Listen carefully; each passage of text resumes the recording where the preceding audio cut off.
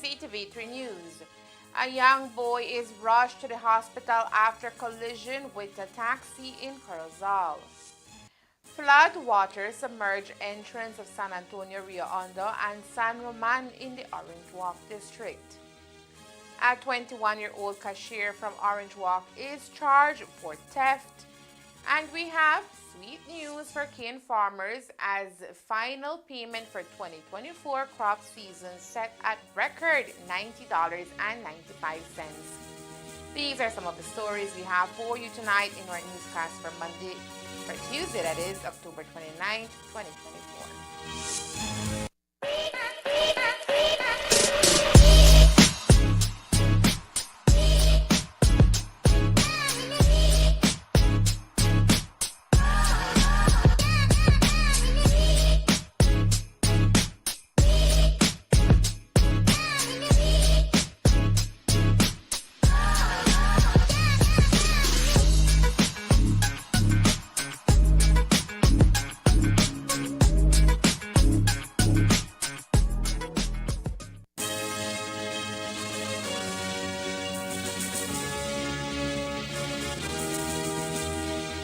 Good evening. With your news also simulcast on Fiesta FM 106.7, I am Joanna Rodriguez. In a distressing incident that unfolded yesterday evening, a minor identified as Selvin Garcia was rushed to the Corozal Community Hospital following a collision with a taxi while riding his bicycle. The incident occurred around 6 p.m. on Santa Rita Road. Images from the scene depict a visibly bloody and shaken Garcia, still clad in his school uniform, as neighbors provided immediate and following the accident. We understand the taxi struck the young bicyclist, propelling him onto the pavement. While the precise details of the accident remain unclear, CTV3 News has confirmed that the driver of the taxi was detained by the Corozal police shortly after the incident. Authorities have yet to determine whether he was under the influence of alcohol at the time of the collision. As investigations continue, it is anticipated that the individual will face multiple charges related to the accident. Garcia, a student at San Antonio Government School, was released from the hospital today after receiving treatment. His mother has been advised to keep a close watch on his condition as a precautionary measure. A 21-year-old cashier from the Sugar City supermarket in Troll Farm has been charged with theft following an investigation into suspected embezzlement that revealed a startling total of over $10,000 stolen from the register. The accused, identified as Lupita Alamia, allegedly took approximately $200 on October 18th, which prompted her employer, Zenzu, to review surveillance footage. Zhu discovered that Alamia had removed the money from the cash register and hidden it within a cabinet before placing the cash in her purse. Upon reviewing the footage, the supermarket owner alerted the authorities. When police arrived at the scene and subsequently conducted a search of Alamia, they found an undisclosed amount of cash in her possession. Authorities continued their investigation, reviewing the footage over the past week, which revealed that Alamia had committed multiple thefts, leading to a significant loss for the supermarket. After gathering enough evidence, law enforcement officials visited Alamia's residence, where they conducted another search and recovered a staggering $6,000 in cash.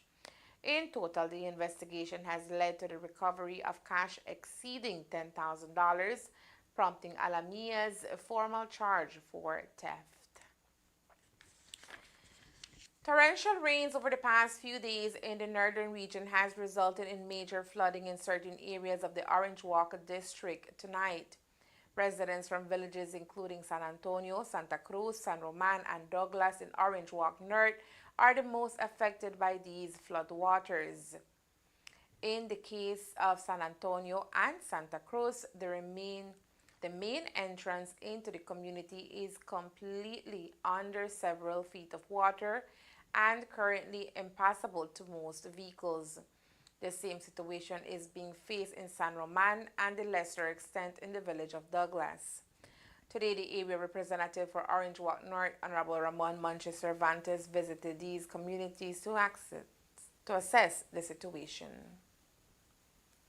The villages that are affected, Kami, are started with San Roman last week and also Douglas. And then over this weekend, coming into this new week, it was San Antonio and Santa Cruz to a minor extent, but to a lesser extent, I would say. But yeah, San Antonio. So right now the brunt is with San Antonio and San Roman. Okay, what's the situation there like at this time? Rising of the river? Yeah. What's happening? The river is the Rio Hondo is rising, and San Antonio, Northern Emergency Coordinator of NEMO, and since last, not this weekend, the previous weekend, 2 weekends ago, and we're working with San Roman, and so they got the BDF trucks to help us out, and then today the BDF trucks also began in San Antonio, Okay. you know, for the students and the workers of those villages. And I'm guessing this will continue until the water recedes. Yes, yes. Hopefully it's soon, but Okay. yes, until the water recedes. In an effort to facilitate travel in and out of these communities, particularly for students and the working class, NEMO is currently working with the Belize Defense Force to provide safe transportation for residents in these communities.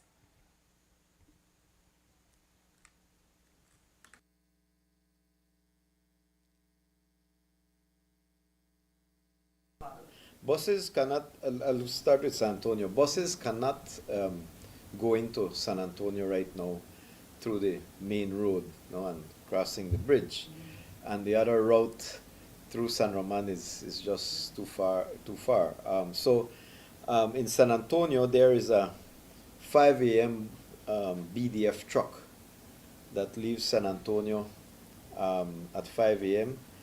to the other side of the high water. And from there they can take a bus to town. Then they have another one at 6 a.m. So in San Antonio in the morning, we have BDF trucks helping people to cross at 5 a.m. and at 6 a.m. And they do multiple runs in San Antonio. So if there are more people, they go back and bring them back across to meet their buses. I must mention at this point also that Mr. Samuel Alamia, who from Alamia's bus line, he has his truck running from Santa Cruz at 6 a.m. to bring them from Santa Cruz to San Antonio, no, and then from there, then the BDF trucks crosses them over to where they can catch the bus. No? So that is it. And in the evenings, like today, there is one truck, BDF truck, crossing them over, going back to San Antonio at 4 p.m. and one at 6 p.m. That was done to accommodate both students and also workers. When it comes to San Roman, they have a 5 o'clock bus, a 5 a.m. bus in the morning, a 6 a.m. and 7 a.m. bus in the mornings also to take out, well, to transport the students and workers and teachers from San Roman across the water back to farmland. And in the evenings, in the afternoons and evenings, then they have a 3:30, a 4:30, and a 6 o'clock a BDF truck that takes them back from the water line of the where the water meets the road into the village of San Roman. That is how it is working right now. All right. Additional arrangements are being made with residents from the communities of San Antonio to provide transport out of the community throughout the day. But in San Antonio, we I got a group of young lads to chop, to clean the side of the flooded road, so that more people can have access with their dories, their canoes, and their small speedboats.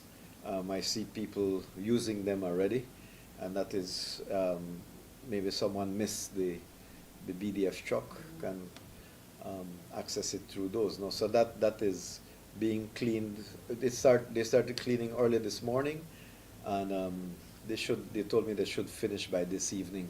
Okay. So that is another avenue that they for transportation. No, if anybody is in a rush or has someone already to pick them up on the other side, they take a boat. Or maybe the stores need to bring merchandise across to their shops in San Antonio. Then they can use those canoes and things, just to facilitate and expedite their movement. At this time, NEMO is also assessing the situation in these communities to provide assistance for residents whose homes are also being affected by flooding. Tonight, the northern sugar industry, particularly those in the Corozal district, are fighting to combat the ongoing threat of fusarium, which has the potential to wreak havoc on cane plantation. As the industry works together to combat this problem, today the industry received some much needed good news, as they will once again be receiving a final payment for the 2024 crop season based on an estimate of $90.95. A release from BSI ASR confirms that based on improved global market prices coupled with strategic investments by the industry, farmers are slated to receive a record high final payment on November 4th. These high prices, according to BSI ASR, are based on a number of factors, including smart investment and continued new market exploration, particularly in CARICOM. The main drivers are the continued growth of value-added sugar and sales, particularly in the Caribbean. This year, we saw very good prices in the Caribbean because of the challenges that other producers are having in the region, and Belize has been able to fill some of that gap. Also, prices in Europe increased significantly because of shortage in that market. And we also saw improved prices in the US. Although we only have a quota to the US, that price was also one of the highest that we've seen. So the global improvement in sugar prices, the good value for the direct consumption sugars that we're producing, the port savings that we are also seeing due to lower freight costs, all these factors contributed to the record price we saw this past year. Despite record payment for farmers here in Belize, Chavarria says the global market is expecting a hit on the prices of sugar. Smart investments by the mill in recent years, however, is expected to mitigate much of the negative effect of this impending threat. We started to see prices come under pressure. And so we're not expecting a third consecutive year of record prices, unfortunately.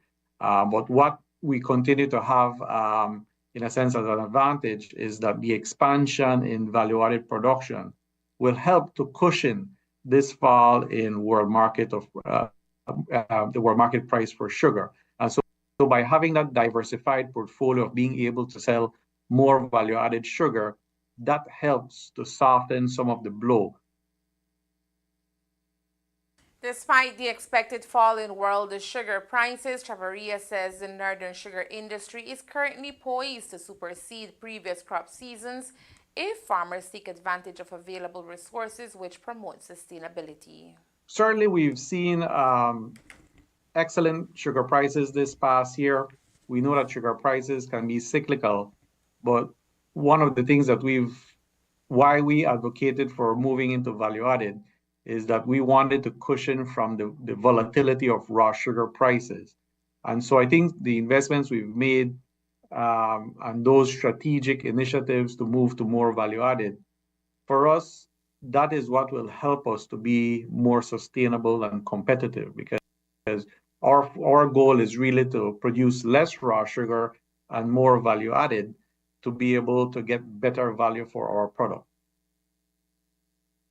Final payment for the 2024 crop season based on the 2024 crop production figures of 1,027,462 metric tons of cane delivered to the mill, from which 102,718 metric tons of sugar and 39,958 metric tons of molasses was produced. Coming up next, the northern sugar industry faces urgent threat from fungus. Early start planned for 2024-2025 crop season. Stay tuned.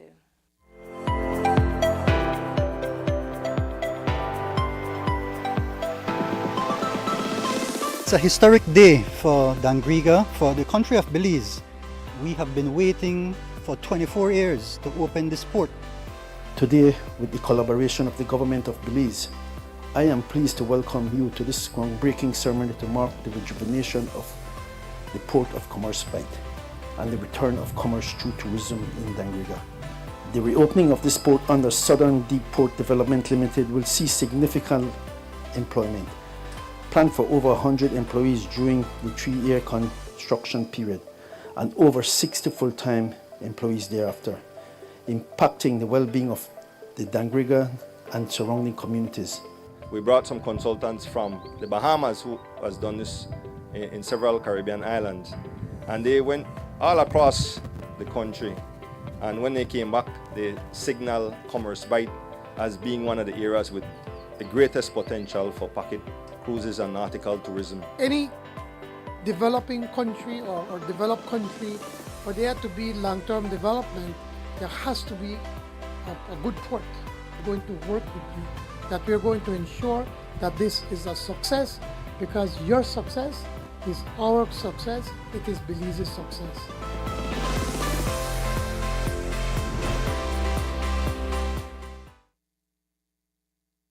As previously mentioned, the northern sugar industry is currently being faced with the damaging effects of a fungus which has begun to attack cane plantation across the north.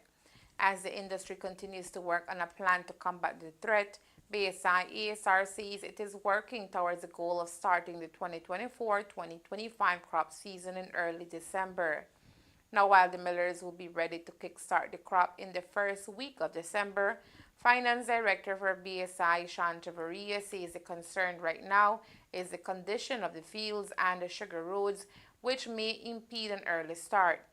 With the threat of fusarium in the fields, however, Chavarria says an early start is more crucial than ever.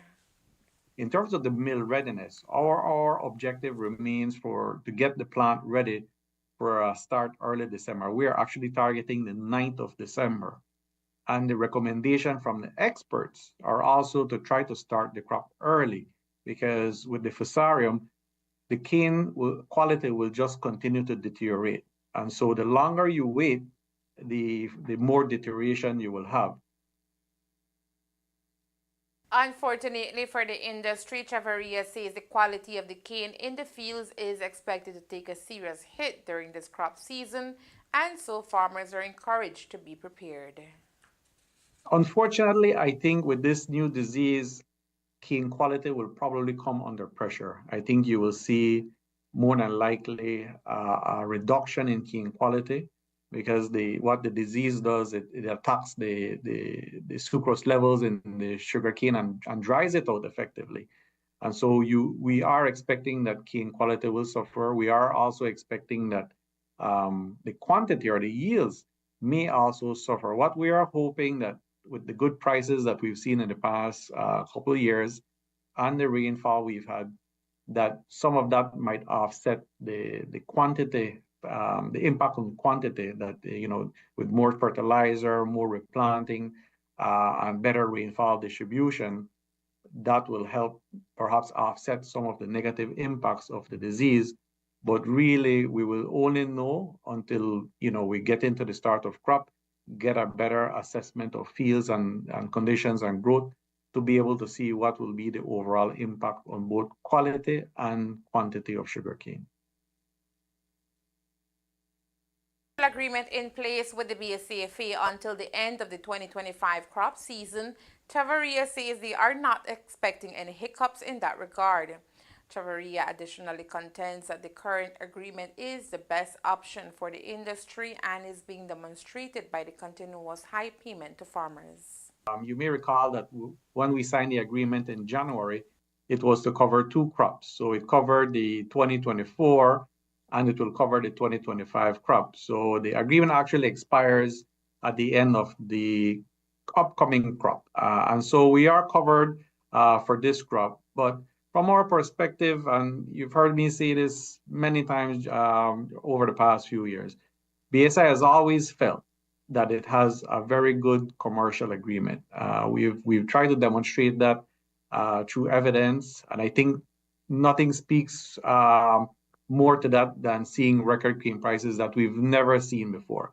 And so, in our view, this is simply a demonstration and confirmation of something that we've always said, that we have a good commercial agreement because A, the percentage that the growers receive is 65%, which is high compared to other formulas that we've seen. We share all the products that is produced, so raw sugar, value-added sugar, molasses. We also pay for bagasse, which continues to be a rare occurrence in the sugar industry. And so all these factors we've highlighted is what makes our formula a good one. And it's also something that we've shared with the Commission of Inquiry. Student body, faculty, and staff of New Hope High School today hosted a very special ceremony to honor the visionary founders of the high school. New Hope High School was founded in 2022 by Dr. J. Dickerson and his wife Nancy, who served as missionaries to Belize from the U.S. After getting to know and falling in love with our jewel by the sea, the Dickersons felt it was their mission in life to create a high school somewhere in the country. The couple tried for many years to accomplish this goal, first in Belize City and then in Ladyville. However, after two failed attempts, their dream became a reality in Orange Walk Town, where they took an empty piece of land and transformed it into what we know now as one of the top-rated secondary institutions in our district. Starting with only 93 students and 8 teachers in 2022, the school has grown tremendously over the years, boasting over 400 students this year. To commemorate their achievements, today the founders were honored with the unveiling of a very special monument at the school grounds, which was presented in a special ceremony this morning. Blesses us with all his love. We're gathered here today to honor the visionaries who, with passion, determination, and an unwavering commitment to education, lay the foundations of this high school. Our founders who are with us today dreamed of a place where young minds could be nurtured, where knowledge and character would flourish, and where futures would be built. Seeing the growth of New Hope High School from a small set of buildings with a few students and teachers to a prestigious educational facility, according to the Dickersons, is a testament that their work was indeed a mission from the Lord. When the Lord spoke to us about this school, it was actually in 1997. We were just here as new missionaries, and the Lord spoke to us. But it took a while for that dream to come. And as Ms. Dickerson, as Nancy was sharing, there were so many obstacles along the way, but she always remained faithful. There were times when we lost land, lost money, had the doors shut in our face. I wanted to stop. And she said, "That's fine, but what is the Lord saying?" And the Lord would not allow us to close down the vision He had given us. So if there's some lessons that we can give, I'm just so amazed at what a classy school this is, and a classy young people, and this talent, Mr. Amaya, all these things. I think of all the ones who've been involved from the beginning, and you're doing such a great job. We had the easy part. We just built buildings, but you all have built lives. Their hope, according to the founders of the school, is that New Hope High School will continue to grow and positively impact the lives of young Belizeans through education and faith. we'll all have defining moments in our lives. And I do remember that day, Ms. Gonger, that first day. We finally had the buildings almost finished. It was the first day of school. We had 93 students. We had 8 teachers and staff members. And I remember that moment as the young people that day began singing the national anthem of Belize. That was a defining moment because the Lord was saying, this is what happens when you listen to my voice. You get to see the supernatural. Those young people, some are part of the staff. Some have been here for a long time. You see the stories, but it's really not about us. It's what God's plan was. Following the short commemoration ceremony, a monument was unveiled at the heart of the school, which honors the visionary founders of the institution. Belize boasts the largest living barrier reef in the entire world, stretching an impressive 190 miles long along the coast of the land of the free by the Caribbean Sea. Thousands of Belizeans depend on the reef for sustenance, and because it is almost immeasurable what it would mean for Belize to lose the reef, it is essential to study, protect, and secure the reef so that it remains for generations to come. Today, the University of Belize held a session to discuss the report card of the reef in order to assess the health of the system. So we've been working with the data behind the report card, looking at, so this data is collected at the different, by the different co-managers of our reef system here in Belize, and we've been looking at what that data structure is and building the supplementaries of the data. So the report card presents a summary value, healthy reef index, if you like, so it's come up this year, but what does that mean on the ground between the different sites? So say if you're looking at Turnif Atoll, so you've got a whole bunch of sites that are surveyed there, which sites are going up, which sites are going down, and that's the sort of level of information that you can use for adaptive management. And so we've been working with the data that's sort of underneath these scores, if you like, putting that science rigor into it. While the report card is not as dire as one might imagine, improvements need to be executed quickly since climate change shows no signs of slowing down. However, the response must be holistic and collaborative in order to preserve the magnificent barrier reef of Belize. Major challenge right now, especially affecting the coral reef, is the high level of heat stress. NOAA announced the 4th Global Coral Reef Bleaching Event, and we're still feeling the effects of that in 2024. This has significantly affected the coral cover within the country and across the entire Mesoamerican region. And this is the main result of climate change. And climate change accompanied with other stressors that we as humans may introduce into the environment, being poor water quality, being environmental degradation. This also helps to reduce the reef, the health of the reef, and it's important for us to address across sectors different issues that could help to improve it. Notably, the reef rebounded during the COVID-19 pandemic as the waters had a chance to recover while everyone was kept indoors. However, the numbers are returning to pre-COVID times, and this is worrisome. During 2021 and during COVID, what we believe was that the population of Belize relied a lot on the reef to support their families and to feed their families during a very difficult time, and we're glad to see that the reef was able to do that for the country. And now, going back a year later, when we go back into the field and we check the numbers, we saw that the numbers are almost similar to what they were before COVID. Restoration can provide all sorts of benefits. It can create habitats for hundreds of species and protect shorelines from erosion and flooding while promoting economic sustainability.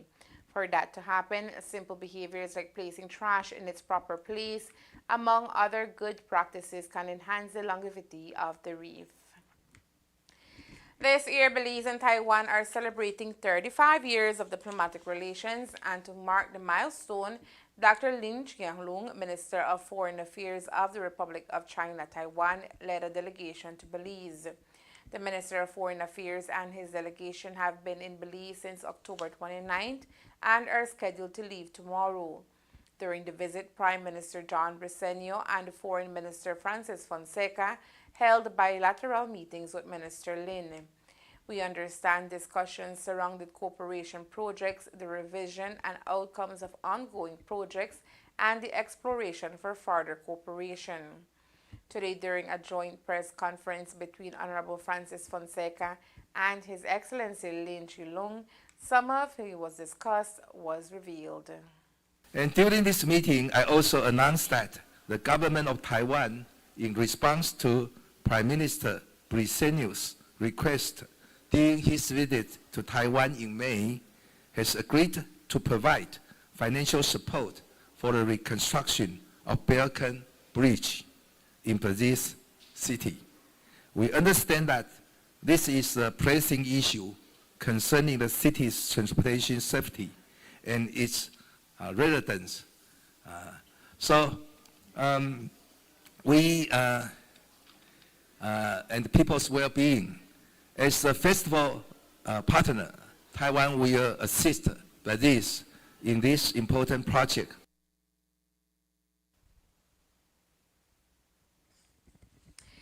And there is more news after the break. Stay tuned.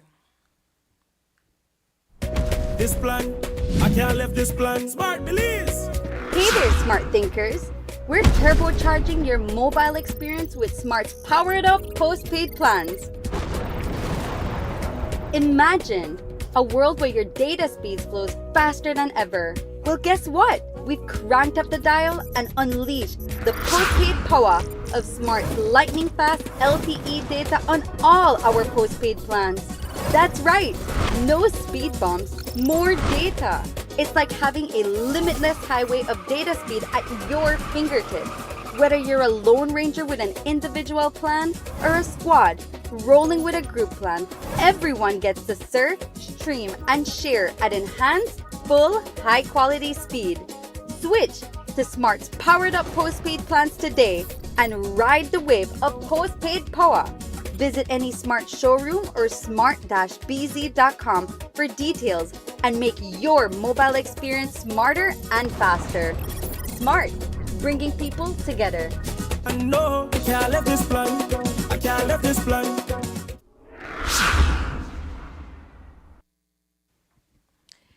Today marks a pivotal step towards a sustainable future for Ambergris Key as the government signed a Memorandum of Understanding with the Caribbean Community Climate Change Center, CCCCC, for innovative water and waste management solutions. The project proposal not only aims to provide greater access to potable water throughout Ambergris Key, but also to build the island's resilience against climate change. While cultivating an eco-friendly environment, the project will also help in further reducing Belize's carbon footprint.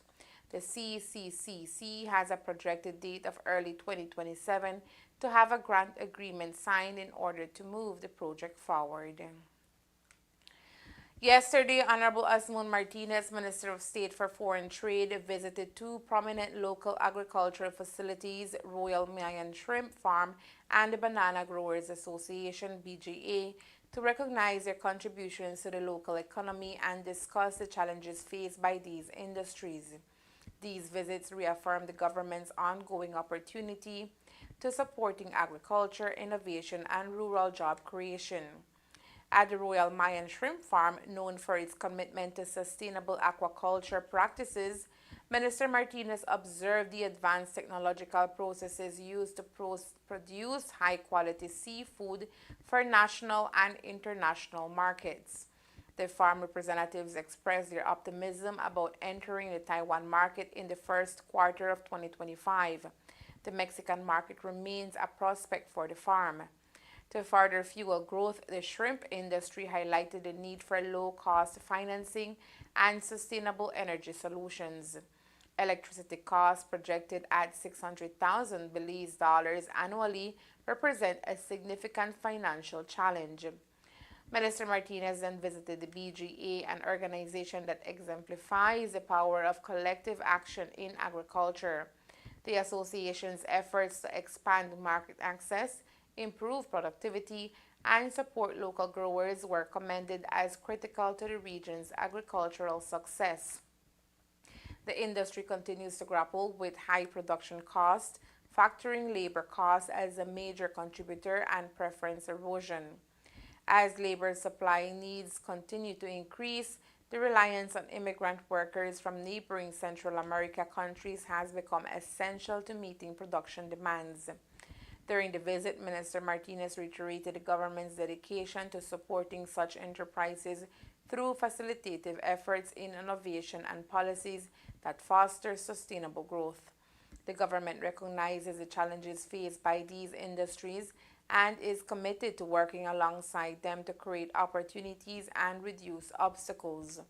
These visits underscore the important role of the agro-productive sector in building a resilient and sustainable economy for the nation.